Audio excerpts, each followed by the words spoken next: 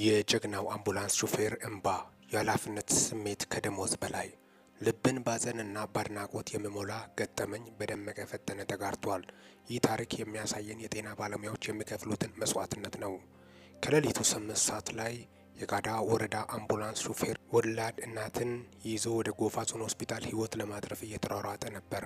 ሆኖም መንገዱ በጭቃ ተውጦ አምቡላንሷ መንቀሳቀስ አቃታት። ይህ ታታሪ ሹፌር ወሳኝ በሆነ ሰዓት ውስጥ ወላድ እናትን ወደ ሕክምና ማድረስ ሲያቅተው መኪናውን ከጭቃ ለማውጣት የቻለን ሁሉ አደረገ።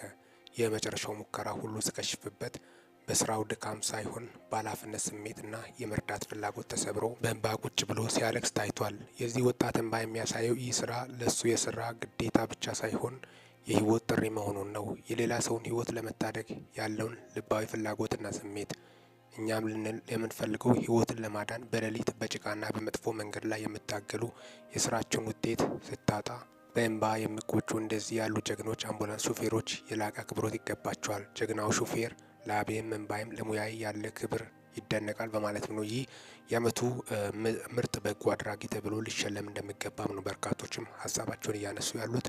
በጣም አስገራሚ ፍቅር እንደሆነ ጭምርም ነው። ሚኪ ታቦርን ሰብስክራይብ በማድረግ ወቅታዊና አጫጭር መረጃ አግኙ። ሰላም ቆዩልኝ።